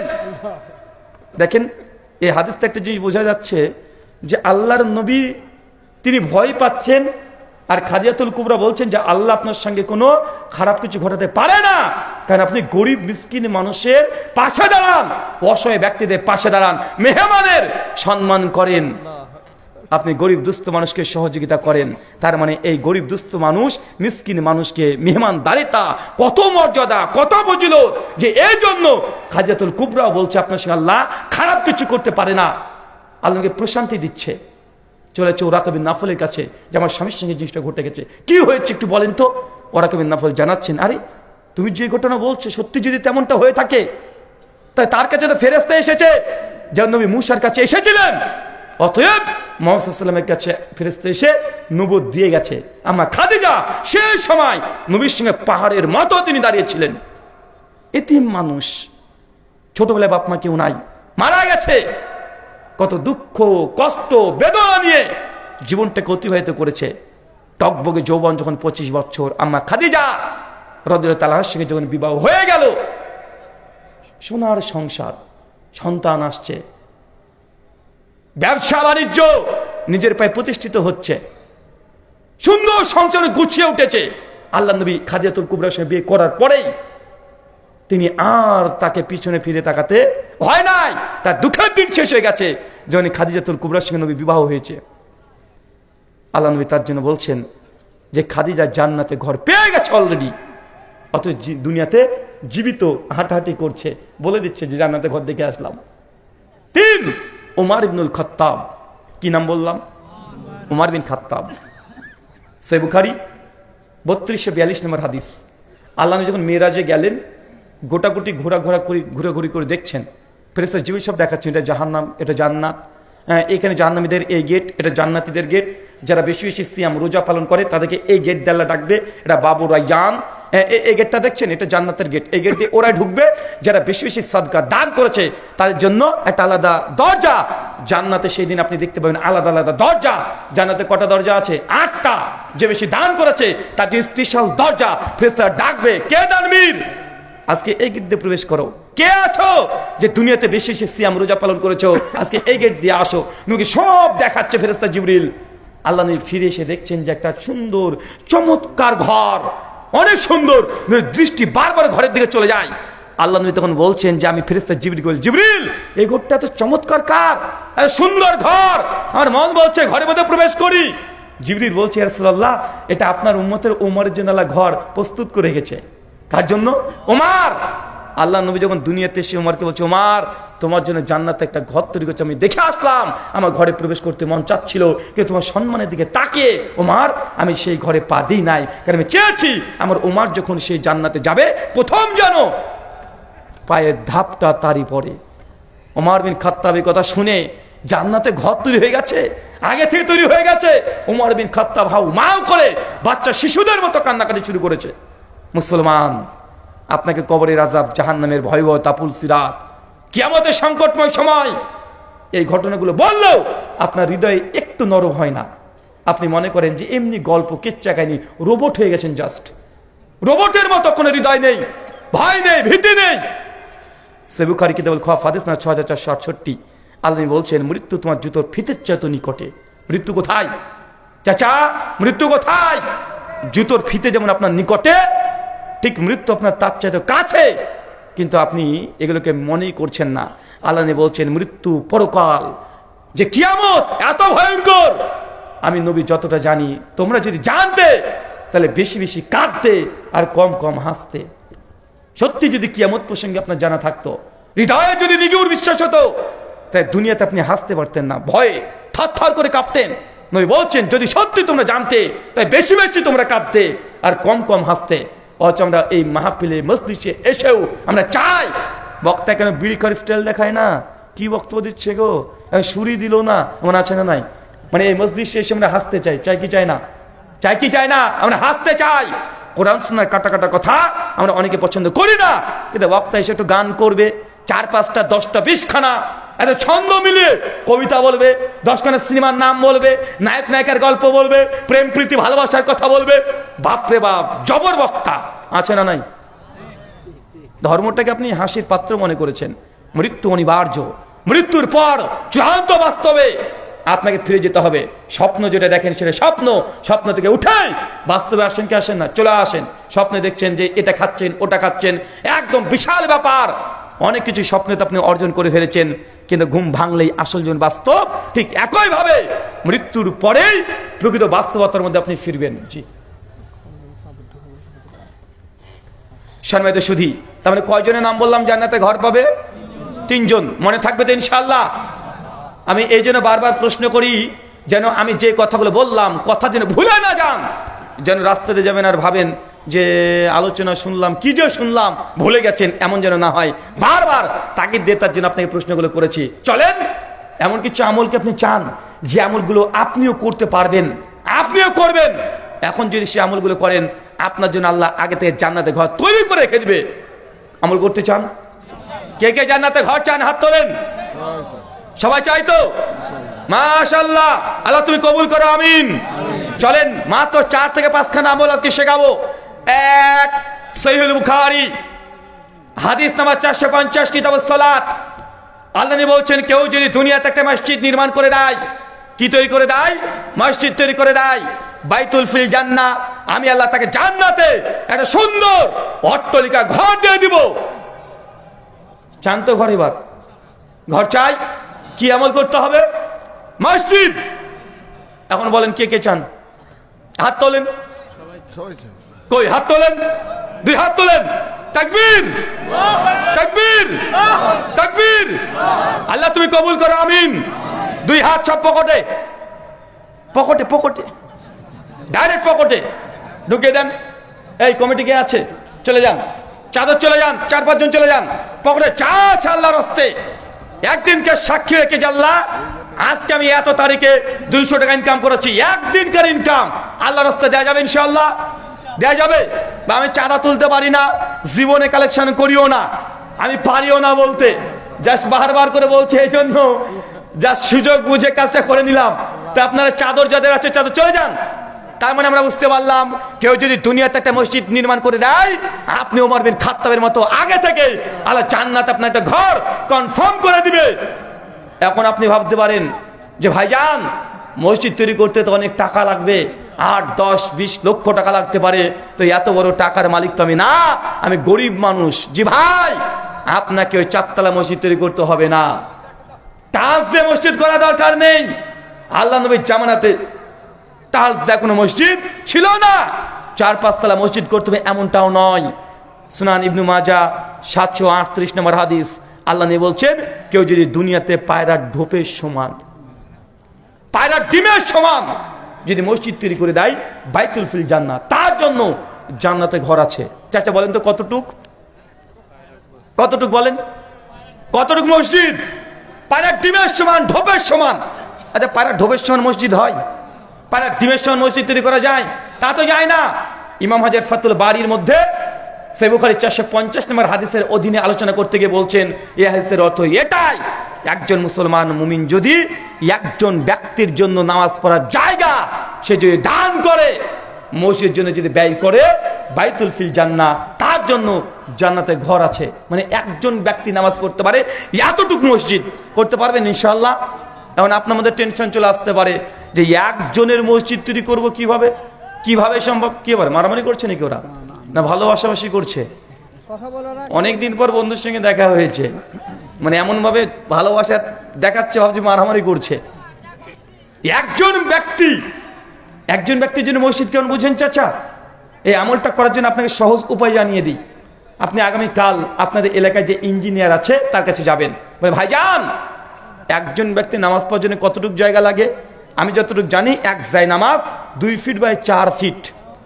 ইঞ্জিনিয়ারকে বলেন যে স্যার, এই 2 ফিট বাই 4 ফিট যদি মসজিদ তৈরি করি, ইট, বালি, সিমেন্ট, পাথর, ইলেকট্রিক, টাল সব দিয়ে খরচ কত পড়ে বলেন তো? ইঞ্জিনিয়ার বের করতে পারবে কি পারবে না? স্কোয়ার ফিট হিসেবে বের করে দেবে, পারবে না? পারবে। জীবনে আপনি নিয়াত করে নেন, দেখাচ্ছি ইঞ্জিনিয়ার সাহেব বলেন যে 60,000 টাকা লাগবে বা 70,000 টাকা লাগবে, আপনি জীবনে এটা নিয়াত করে নেন, আল্লাহ গোটা মসজিদ তৈরি করতে পারবো না, তো কি হয়েছে? তোমার এই জমিনে আমি একজন ব্যক্তির নামাজ পড়ার মতো জায়গা, যা খরচ আমি সেটা দান করব, মসজিদের জন্য দান করবেন, করবেন ইনশাআল্লাহ। 2 সুনান তিরমিজি হাদিস নম্বর 415, আল্লাহ নবী বলছেন, কেউ যদি দুনিয়াতে প্রত্যেক ফরজ নামাজের পরে 12 রাকাত সুন্নাত নামাজ, চাচা কত রাকাত? আরো জোরে, কত রাকাত? 12 রাকাত কি নামাজ? সুন্নাত নামাজ পড়ে, বাইতুল ফিল জান্নাহ, তার জন্য জান্নাতে ঘর আছে। কোন সময় সুন্নাত পড়বেন? জোহরের আগে 4, পরে 2, মাগরিবের পরে 2, এশারের পরে 2, ফজরের আগে 2, টোটাল 12 রাকাত কেউ যদি নামাজ পড়ে, বাইতুল ফিল জান্নাহ, জান্নাতে তার জন্য ঘর আছে। পড়বো তো ইনশাআল্লাহ। এই আমলটা আমাদের হানাফি ভাইয়েরা বেশি করে। কারা বেশি করে? হ্যাঁ, আহলে হাদিস থেকে গাফেল, ওরা ফরজ নামাজ পড়েই টুক করে চলে যায়। আর হানাফি ভাইয়েরা এই হাদিসের উপরে আমলটা সবচেয়ে বেশি করে। আপনি আহলে হাদিস দাবি করছেন, সুন্নাতের অনুসরণ করবেন না, 12 রাকাত সুন্নাত যদি নামাজ পড়েন, বাইতুল ফিল জান্নাহ, আপনার জন্য জান্নাতে ঘর আছে। চাচা আপনাকে এক্সট্রা একটা নসিহত করে যাই, সহিহ বুখারী 731 নম্বর হাদিস, আল্লাহ নবী বলছেন, পুরুষ মানুষের জন্য নফল নামাজ, সুন্নাত নামাজ মসজিদের চাইতে বাড়িতে উত্তম। কোথায় উত্তম? চাচা নফল নামাজ কোথায় পড়তে হয়? সুন্নাত নামাজ কোথায় পড়তে হয়? আপনি কোথায় পড়েন? কোথায় পড়েন? কেন মসজিদে পড়বেন? অজু কোথায় করেন? কেন মসজিদে অজু করতে হবে? আজকের পর থেকে ফজরে শুরু করে দিবেন। বাড়িতে সুন্নাত, ফজরের আগে যে সুন্নাত 2 রাকাত নামাজ আছে, বাড়িতে অজু করে বাড়িতে 2 রাকাত সুন্নাত নামাজ পড়ে গুটি গুটি পায়ে হেঁটে হেঁটে মসজিদে গিয়ে দেখলেন মসজিদ, 2 রাকাত নামাজ পড়ে সংসে বসে যাবেন, তাসবিহ তাহলিল জিকির আজকার করতে শুরু করে দিবেন যতক্ষণ ফরজ নামাজ শুরু না হচ্ছে ততক্ষণ। কথা বুঝতে পারলেন? শেখ বলছে যে মানুষ মসজিদে যায় না। চাচা এতজন বড় বড় দাড়িওয়ালা মানুষ, চাচা কি অভিযোগ করছে? ঠিক বলছে? ঠিক বলছে না? আচ্ছা কে কে ফজরে যান একটু হাত তোলেন তো। 10 জন পাবেন না শতকরা। 1 জন, 2 জন, 3 জন, 4 জন, 5 জন, 6 জন। হ্যালো আসলে চাচা বয়স 60 হয়ে গেছে চাচা, নবীর হাদিস অনুযায়ী আর 10টা বছর বাঁচবেন। কয় বছর? অনেক আলেমেরাও জানা মুসলিম ভাষা। 10 বছর বাঁচবেন মাত্র ইনশাআল্লাহ। সুন্নাত নামাজ নফল নামাজ কোথায় হবে? কোথায়? বাসায়। বাড়িতে একটা ঘর তৈরি করবেন, ছোট্ট একটা কোণাতে ঘর তৈরি করবেন। আবু বকর, ওসমান বিন আফফান, যায়েদ বিন সাবিত, বিখ্যাত বিখ্যাত সাহাবীরা বাড়ির মধ্যে একটা কক্ষ, একটা ঘর তৈরি করে রেখে দিয়েছিলেন, যে ঘরে সব সময় জায়নামাজ পেতে রেখে দেবেন। বাইরে লিখে দেবেন ইবাদত খানা, কোরআন মাজিদ সাজিয়ে রাখবেন, ইসলামী বই সাজিয়ে রেখে দিবেন, আতর সেন সুগন্ধি করে রাখবেন। কেন? ওটা হচ্ছে আপনার নামাজ পড়ার জায়গা, ইবাদতের জায়গা। ইবাদতের জায়গাকে খাস করতে হবে। যখন কোরআন পড়ার দরকার ওই ঘরে প্রবেশ করবেন। 2 রাকাত নফল নামাজ দরকার, তাহাজ্জুদ দরকার, কোথায় পড়েন? যেই ঘরে স্ত্রী থাকে ওই ঘরে। আপনি বলছেন ভাই যার নামাজ পড়ি মন লাগে না, মনটা এদিকে এদিকে চলে যায়, এটা হচ্ছে একটা কারণ। নামাজ পড়ার জন্য আপনি যথেষ্ট পরিমাণে যোগ্য জায়গা এখনো তৈরি করতে পারেননি। একটা যদি আপনার ঘর যদি থাকে স্পেশাল ইবাদতের জন্য, আপনার নিজের ঘর আছে, ছেলের ঘর আছে, মেয়ের ঘর আছে, আল্লাহর ঘর কই? কোথায় আল্লাহর ঘর? ইবাদত খানা কই? কোরআন মাজিদ পড়বেন, রবের কাছে একটু কাঁদবেন, তাসবিহ তাহলিল জিকির আজকার, তাহাজ্জুদের নামাজ, নফল নামাজ, সুন্নাত নামাজ। আপনার স্ত্রী নামাজ পড়বে, মেয়ে নামাজ পড়বে, বউ নামাজ পড়বে, কোথায় পড়বে? একটা ঘর তৈরি করেন, পাকা না হলেও কাঁচা টিনের বেড়া দিয়ে 2 তলাতে একটা ঘর তৈরি করেন, যেটা ইবাদত খানা হবে। কথা বুঝতে পারলেন না? 3 সুনান দারিমি হাদিস না 435 সনদ হাসান, শেখ আলবানী হাদিসকে সহি বলেছেন সহিহ জামের মধ্যে। আল্লাহ নবী বলছেন কেউ যদি প্রত্যেক দিন 10 বার সূরাতুল ইখলাস, কতবার? 10 বার সূরা ইখলাস পাঠ করে বাইতুল ফিল জান্নাহ, তার জন্য জান্নাতে ঘর আছে। চাচা কি সূরা? সূরা ইখলাস। কোন সূরা জানা আছে? যদি জানা না থাকে ওই যে ওই সূরা আপনি জানেন, কুল হুয়াল্লাহু আহাদ, বলো তিনি আল্লাহ এক এবং অদ্বিতীয়, আল্লাহুস সামাদ, তিনি আল্লাহ কাহারও মুখাপেক্ষী নন, লাম ইয়ালিদ ওয়া লাম ইউলাদ, তিনি আল্লাহ কোনো সন্তান জন্ম দেয় নাই, তিনিও কারো সন্তান না, ওয়া লাম ইয়াকুল্লাহু কুফুয়ান আহাদ, আল্লাহ সমতুল্য সমকক্ষ কেউ নেই। এই সূরা যদি কেউ 10 বার পাঠ করে প্রত্যেক দিন, বাইতুল ফিল জান্নাহ, তাকে জান্নাতে ঘর দেওয়া হবে। পারবেন তো ইনশাআল্লাহ? পড়বেন তো চাচা? 10 বার। আজ থেকে মায়েরা যদি ঋতুস্রাব অবস্থায় থাকেন, গোসল ফরজ অবস্থায় থাকেন, তারপরে পড়তে পারবেন। সেই সময় কোরআন মাজিদকে টাচ করে পড়া যায় না, কিন্তু কোরআন যদি মুখস্থ থাকে, মাথায় মুখস্থ থাকে, জিহ্বা নড়ে নড়ে পড়া যায়। কথা বুঝতে পারলেন না মনে হয়? রান্না করছেন পড়তে পারবেন, দোকানে বসে আছেন পড়তে পারবেন, সবজি কাটছেন তবুও পড়ে নেন 10 বার করে প্রত্যেক দিন। অনেকে ভাবছে যে পড়ে ফেলে চল রেডি, জান্নাতে মানে ঘর তৈরি হয়ে গেল। ভাই একদিন পড়লে হবে না, এটা খাস আমল। এটা কি আমল? খাস আমল, মৃত্যুবন্তী আমলটা রাখবেন। কথা বুঝতে পারলেন না ভাইজান? শেষ 4 নম্বর একটা আমল, মুসনাদে আহমদ 16103 নম্বর হাদিস। আল্লাহ নবী বলছেন তোমরা যখন সালাতে দাঁড়াবে জামাতে, কাদের সঙ্গে কাঁধ, পায়ের সঙ্গে পা লাগিয়ে দাঁড়াও, মাঝখানে ফাঁকা বন্ধ রাখো, যে এইভাবে কাতারকে সোজা সাবডা করবে, আল্লাহ নবী বলছেন বাইতুল ফিল জান্নাহ, তার জন্য জান্নাতে ঘর দেওয়া হবে। কিন্তু এই আমলটা শুধু আহলে হাদিসরাই করে। কারা করে? হানাফি ভাইরা করে না। হানাফি ভাইরা একজন নামাজ পড়বে, পাশে আরেকজন থাকবে, ওই 1 হাত ফাঁকা দিয়ে রেখে দেয়, আছে না নাই? আবার চাচা দেখো বয়স্ক মানুষ, আমি যদি পায়ের সঙ্গে পা দিয়ে টাচ করাই বলে বিয়াদবের বাচ্চা, এরকম বলে কি বলে না? চাচা এটা বিয়াদবি নয়, এটা সুন্নাতি আমল। এটা বিয়াদবি নয়, সুন্নাতি আমল। আপনার যদি নাতি যদি পাশে দাঁড়ায়, কাঁধের সঙ্গে কাঁধ, পায়ের সঙ্গে পা লাগিয়ে দিবে। ও যদি প্রধানমন্ত্রী হয়, আর একটা যদি রিক্সা চালক মসজিদে নামাজ পড়তে আসে তারপরেও পায়ের সঙ্গে পা কাঁধের সঙ্গে কাঁধ লাগাতে হবে। কেন? এটা ইসলাম। মসজিদে কোনো ব্যক্তির ব্যক্তি পরিচয় থাকে না। যখন আল্লাহু আকবার তাকবীর পড়ে যায় প্রত্যেক মানুষের একটাই পরিচয়, সে আব্দুল্লাহ, আল্লাহর গোলাম, তাছাড়া দ্বিতীয় কোনো পরিচয় নেই। আপনি কেন নিজেকে বড় ভাবছেন? যে না, কাঁধের সঙ্গে কাঁধ পায়ের সঙ্গে পা লাগিয়ে সালাত আদায় করতে হবে। সহিহ বুখারী 725 নম্বর হাদিস, আবু দাউদ 666 নম্বর হাদিস। ফজিলত, জান্নাতে আপনি একটা ঘর পেয়ে যাবেন। কয়টা আমল বললাম? কে বলতে পারবেন? তুমি বলবে? দাঁড়াও, বয়স কত? 20 মানে 20 মানে 20। আচ্ছা ঠিক আছে, বলো। এক মসজিদ নির্মাণ। মাশাআল্লাহ। মায়েরা, মসজিদের জন্য যদি টাকা কেউ চাঁদা চাই খালি হাতে ফেরত দেবেন। 1 টাকা হলে সহযোগিতা করেন, খালি হাত যেন না যায়। 2, 12 রাকাত সুন্নাত। জোহরের আগে 4, পরে 2, মাগরিবের পরে 2, ইশার পরে 2, ফজরের আগে 2, টোটাল 12 রাকাত সুন্নাত নামাজ। 3, 10 বার সূরাতুল ইখলাস। মাশাআল্লাহ। 4, কাতারকে সুজা করবেন, কাঁধের সঙ্গে কাঁধ, পায়ের সঙ্গে পা লাগাবেন। মাশাআল্লাহ। বসো। আলহামদুলিল্লাহ। আমি চাই যে আলোচনা শুনলাম এটা যেন মুখস্থ মাথায় থেকে যায়। কারণ অনেক সময় দেখা যায় বক্তা আলোচনা করে চলে যাচ্ছে, পরের সময় যে জিজ্ঞেস হয় কালকে সকালে, ভাই কালকে যে ওয়াজ হলো কেমন ওয়াজ হয়েছে? বিশাল ওয়াজ হয়েছে। কেমন লেগেছে? হেভি লেগেছে। তো কি বলেছে বলতো? দুটো কথা কি যে বললো ভুলে গেছে।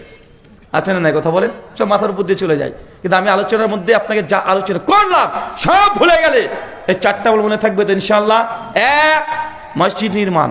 2, 12 রাকাত সুন্নাত। 3, সূরা ইখলাস 10 বার। 4, কাতারে যখন দাঁড়াবেন কাঁধের সঙ্গে কাঁধ, পায়ের সঙ্গে পা লাগিয়ে সোজা সাপটা দাঁড়াবেন।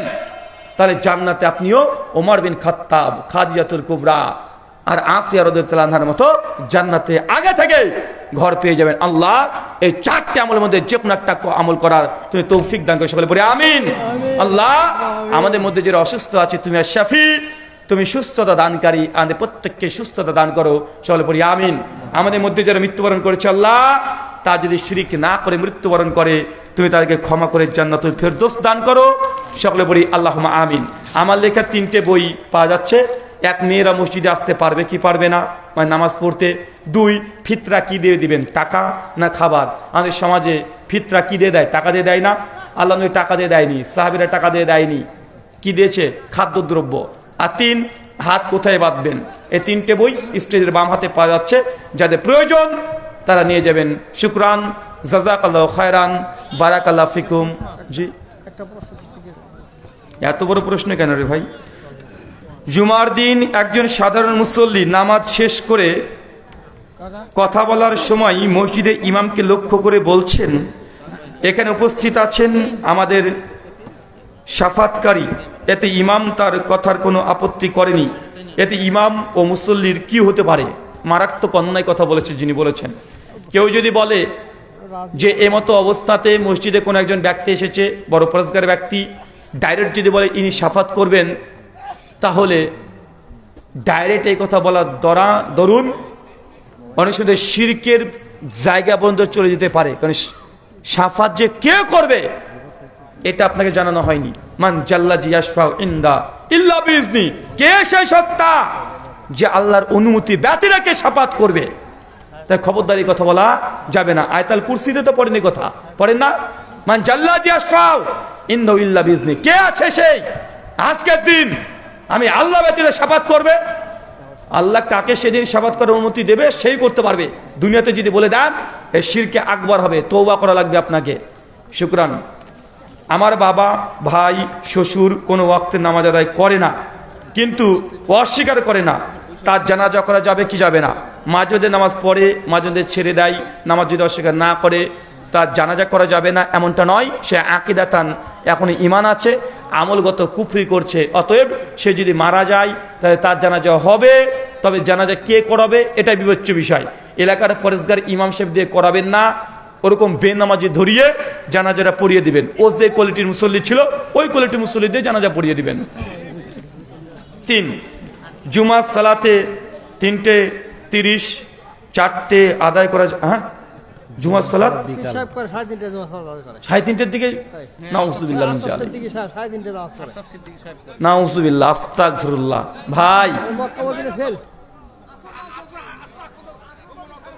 আসরের আগ পর্যন্ত চলে যায় ছি ছি ছি ছি ছি ছি যেটা বিশ্বাস করে নিলেন বাইতুল মুকাররমে কয়টার দিকে হয় 12টায় বাইতুল মুকাররম তো বাংলাদেশের জাতীয় মসজিদ তাই না কওমি ওলামারা সেখানে পরিচালনা করেছে কয়টার দিকে হয় একটু দেখে নেবেন চাচা পাগল হওয়া ভালো এত পাগল হওয়া ভালো না সূরা নিসা আয়াত নম্বর 103 নির্দিষ্ট ওয়াক্তে আল্লাহ সালাতকে ফরজ করেছেন দ্বিতীয়ত বিষয় ওরা প্রিয় কি নয় জোহরের ওয়াক্ত শেষ হয়ে যায় যখন আল্লাহর নবী জানিয়েছেন সুনান তিরমিজি আবু দাউদের হাদিস একটা বস্তুর ছায়া যখন দ্বিগুণ হয়ে যায় কি বললাম এক গুণ পার হয়ে দ্বিগুণ হয়েছে তখন জোহরের ওয়াক্ত শেষ আসরের ওয়াক্ত শুরু এবং 3:30 দিকে কি ঘটে দেখবেন তো কালকে একটু নবীর যুগে ঘড়ি ছিল না কি দেখে মাপতো একদম কাঠি ধরতো এইভাবে কাঠির ছায়া যতক্ষণ এক দাগ সমপরিমাণ পড়ছে এইভাবে এক দাগ মানে জোহরের ওয়াক্ত চলছে 2 দাগ শুরু হয়ে যাবে আসরের ওয়াক্ত শুরু হয়ে গেল কথা বুঝতে পারছেন এখন জুমা যদি আসরের ওয়াক্তে চলে যায় জুমা হবে স্যার ইসলামিক দৃষ্টিকোণ থেকে অতিরিক্ত হাসাহাসি করা কি ঠিক অতিরিক্ত হাসাহাসি করা ঠিক নয় অন্তর মরে যায় আল্লাহ নবীর স্পষ্ট হাদিস আল্লাহ নবী হাসতেন তিনি মিসকি হাসি দিতেন মাঝে মধ্যে তিনি কখনো মিথ্যা গল্প গুজব করে হাসি ঠাট্টা করানোর উদ্দেশ্যে মানুষকে কোনো ঘটনা বলতেন না আল্লাহ নবী বলেছেন যে ব্যক্তি মানুষকে হাসানোর জন্য ঠাট্টা করে তার থাকার জায়গায় জাহান্নাম তারপর লানত মানে ইচ্ছাকৃত মিথ্যা কথা বলে মানুষকে হাসানো যাবে না কোনো হাসির ঘটনা হলে আল্লাহ নবী হাসতেন মিসকি হাসি দিতেন কথা বুঝতে পারতেন মোবাইল ফোন আমার বাবা ভাই হয়েছে তো